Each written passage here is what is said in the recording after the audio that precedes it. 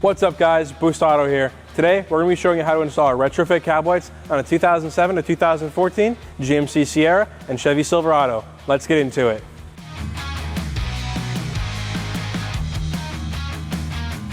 Introducing our S-Series Cab Lights, Boost Auto's the newest innovation, offered with a wide range of customizable options. These cab lights are sure to set your build apart from the rest, enhance visibility, and add a premium touch to your vehicle's appearance with our exclusive features. Light up the sky with Boost Auto's S-Series Cab Lights crisp white or sleek amber running light that'll leave your build looking sharp. You can also option for our jaw-dropping startup sequence, adding personality to your vehicle from the moment you turn the key. Plus, we've developed groundbreaking technology with our S-Series module that enables turn signal functionality without running additional wires up to the cab lights. Get them in a standard flashing signal or option for the premium sequential signal where the signal swipes instead of flashes. The best part is, both styles are available as switchback, so they'll fit right in with the other awesome Boost Auto products on your truck. Our S-Series Cab Lights innovative construction means you'll get a watertight seal without the need for adhesives or sealants. Plus, with our precision engineering, our cab lights will fit flush against your roof, perfectly matching the curvature of your vehicle. A couple things to note before we jump into the install. First, the procedure outlined in this video is for 2007 to 2014 GM trucks that did not originally come with cab lights. If your vehicle did come with cab lights and you're looking to upgrade, or your vehicle is a different year range, head on over to boostauto.com for the latest in fitment and availability, and to purchase all we have to offer. Let's get started. Before we go ahead and disconnect power from the truck, we're going to do a couple things. If you have a sunroof, we're going to want you to open that, and if you have power seats, we're going to want you to recline those all the way back. Now to start the procedure, what we're going to do is we're going to disconnect our batteries. Your primary battery is going to be located on the passenger side close to the firewall, and if you have an auxiliary battery, it's going to be on the driver's side near the front bumper. Now that our battery is disconnected, we're going to start the process of lowering our headliner. So first, we're going to remove our roof console, then our sun visor supports, our A pillar, and then we're going to remove our B pillar. Let's get to it. To remove the roof console, we're going to remove this lens right here. 2 screws underneath.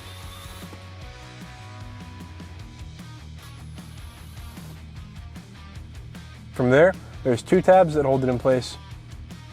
Unplug the connector holding the roof console to the headliner. Now we can go ahead and set the roof console aside. Now we're going to be removing the sun visor and sun visor support. Start by taking your sun visor and moving it to the side. To remove the support, you're going to pry up on the little cover and remove the T15 behind the cover. Now remove the base cover and the 3 T15s underneath it.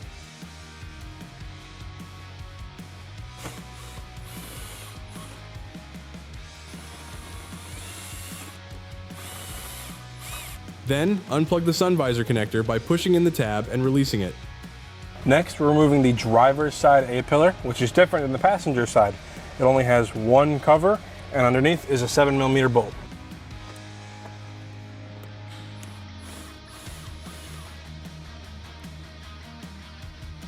Then guide it out of place from the dash, and then ours has a speaker on the back, and if yours does too, make sure to unplug it.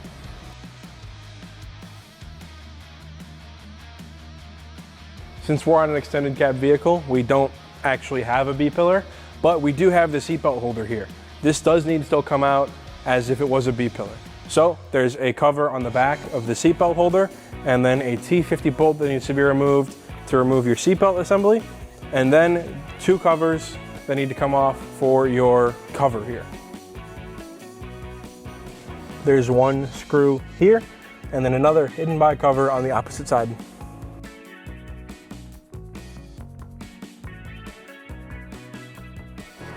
Now remove this cover to get to the screw. Here's a screw up there, remove it, and this cover comes off.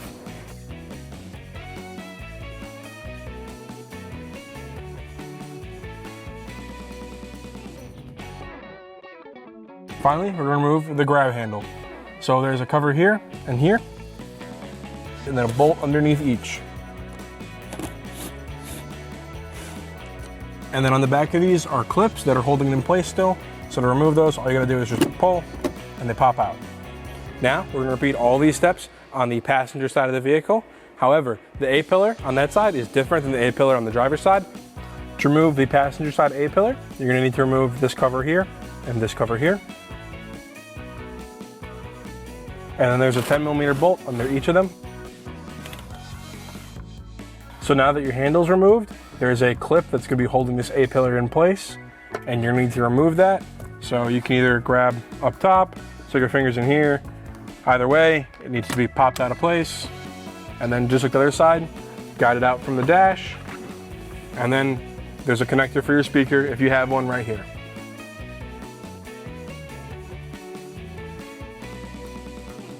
Now that you've removed your sun visor, your roof console, your A-pillar, your B-pillar or your seatbelt trim, and your grab handles, we're ready to lower the headliner. So what we're gonna do is we're gonna remove the weather stripping from the A-pillar.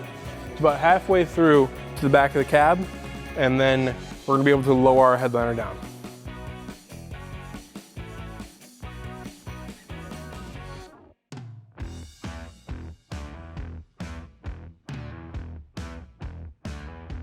With your headliner lowered, we're now ready to talk about our retrofit template. Your cab light template's gonna come in one large piece, but it's contained 3 smaller pieces. Your driver cab light, your center cab light, and your passenger cab light. We're gonna have you cut these into manageable pieces to work with before we start cutting out your actual templates. On your left and right hand templates, you can see this front line is where they line up with the edge of the roof and the top of the windshield, and the side of the template is where it lines up against the outer edge of the roof. With the center template, this line is where the roof line meets the windshield. Now cut out the individual templates, making sure to be as accurate as possible.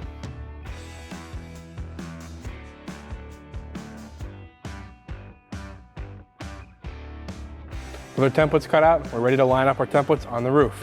We're gonna line up our right-hand template on the right-hand side of the vehicle. We're starting with this arrow matching our windshield, and then we're gonna line up the corners with the vehicle's body lines.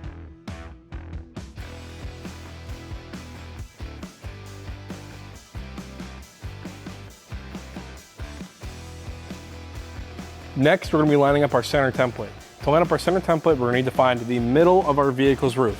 So we took a tape measure, taped it over on one side to hold it in place, and then stretch it across the vehicle's roof, and then find the halfway point for this measurement, which is gonna be the center of our vehicle's roof.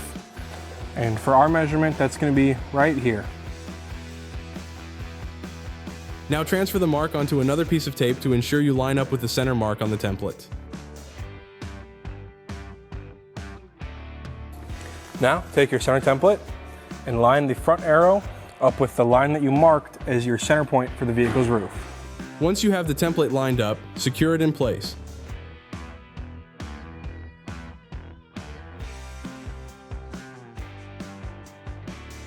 On the driver's side, the template may need to be trimmed back to make room for the antenna. Once the template is trimmed, you can finish taping it down. Before drilling, we suggest covering your headliner to prevent any debris getting inside the vehicle. Now, we're gonna drill all of the holes marked with a 1/8 size pilot hole. Let's get to it. Now, continue to follow the template and drill the remaining 1/8 pilot holes. You can now remove the templates before drilling the 3/8 and 3/4 inch holes. And if you want, tape up the surface of the roof before drilling.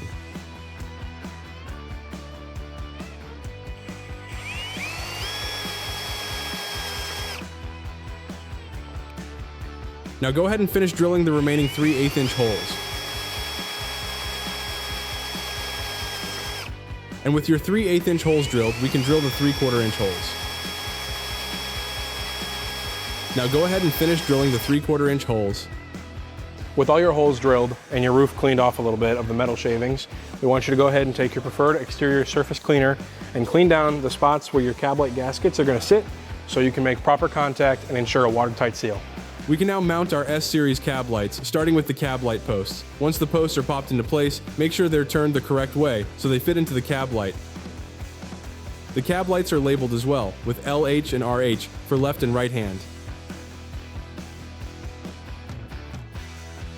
With the hardware provided in your kit, combine the screws and rubber gaskets and hand tighten them evenly until your cab lights are secure.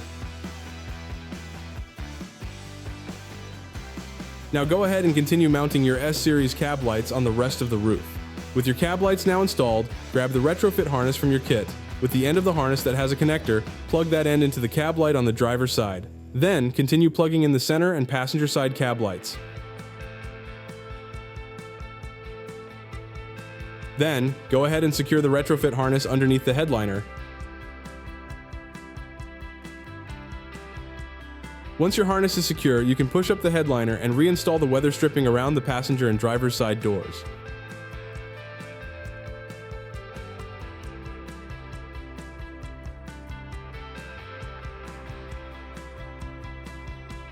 Then, continue securing the retrofit harness down the passenger side A-pillar.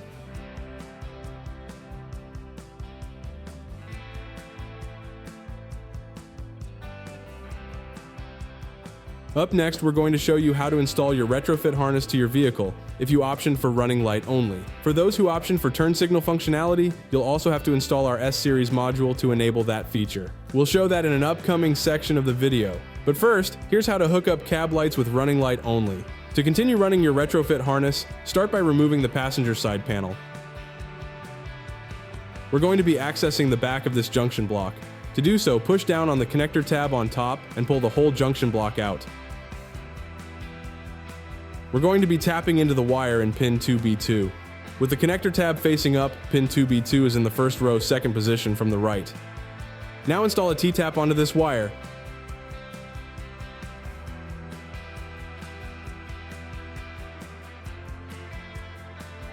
Now strip back the green wire on the retrofit harness and connect it to the inline fuse provided in your kit via the attached butt connector. Then attach a spade connector to the other wire on the fuse. With your heat gun, shrink the butt connector on the fuse. Feed the harness into the side panel, tucking the wires out of the way. Now plug the spade connector into the T-tap you just installed, then plug the junction block back in.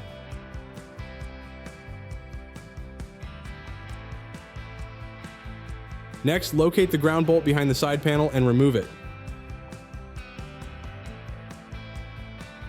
Strip back the brown wire on the retrofit harness and install a ring terminal. Now, slip the ring terminal onto the ground bolt and reinstall it.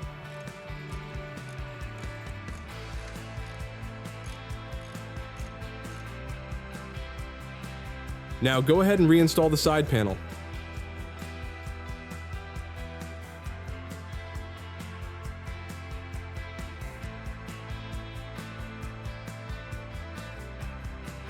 For those who opted for turn signal functionality, we're now going to install our S-Series module. Start by removing the passenger side panel. Strip back the green wire on the retrofit harness and connect it to the blue wire on the S-Series module via the attached butt connector. Now do the same for the brown and black wires.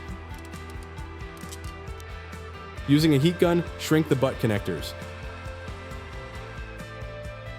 Now take the 4-pin connector harness from your kit and plug it into the 4-pin connector on the module. We're going to be accessing the back of this junction block. To do so, push down on the connector tab on top and pull the whole junction block out. We're going to be tapping into the wire in pin 2B2. With the connector tab facing up, pin 2B2 is in the first row, second position from the right. Now install a T-tap onto this wire. Take the orange wire from the harness, measure it to length, cut it, strip it back, and install a spade connector. Now plug the spade connector into the T-tap you just installed, then plug the junction block back in. Take the 2-pin connector harness from your kit and plug it into the 2-pin connector on the module. Then take a minute to tuck your S-Series module out of the way. Now take your 4 remaining wires and tape them to a straightened out metal piece. Feed the wires from the side panel through to the passenger footwell. After that, you can feed the wires behind the center console, from the passenger side to the driver's side.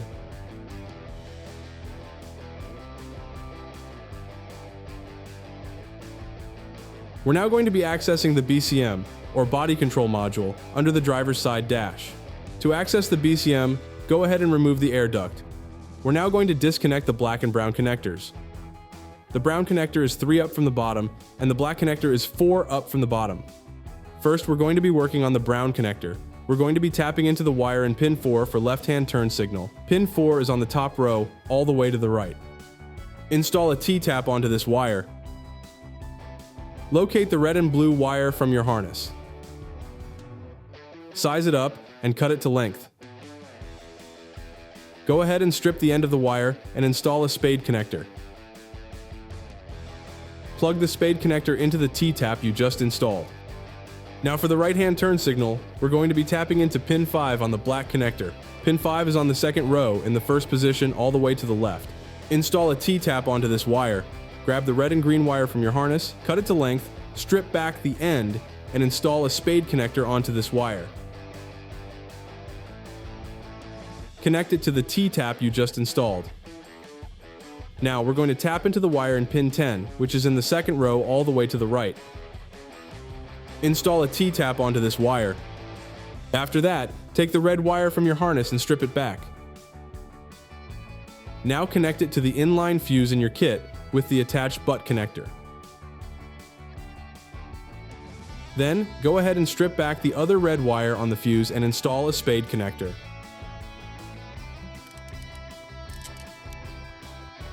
Using a heat gun, shrink the butt connector. Plug it into the T-tap you just installed at pin 10. Lastly, locate the wire in pin 9. Pin 9 is in the second row, second wire from the right, next to the wire you just tapped. Install a T-tap onto this wire.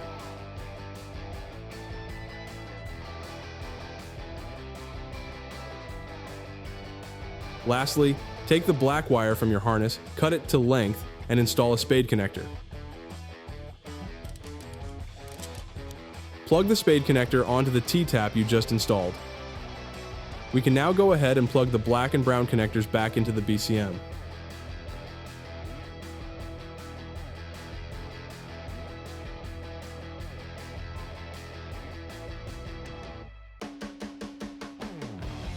To wrap up under the dash, reinstall the air duct and make sure to tuck away any loose wires.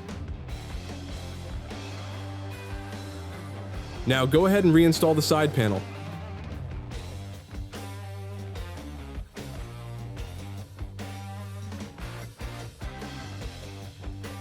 We can now go ahead and start reinstalling our headliner, starting with the driver's side grab handle.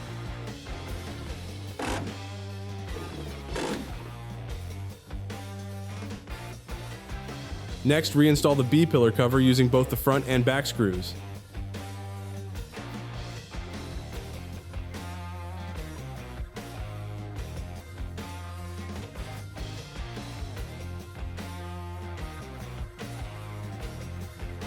Then, install the trim cover.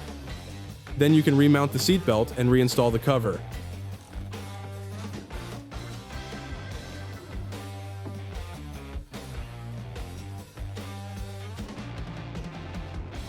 Now, reinstall your A-pillar, and remember, if you have a speaker connector, plug that back in. Now the 7mm bolt. Then, install the trim cover. Now, reattach the driver's sun visor support. Then, go ahead and move on to the sun visor itself, starting with the connector.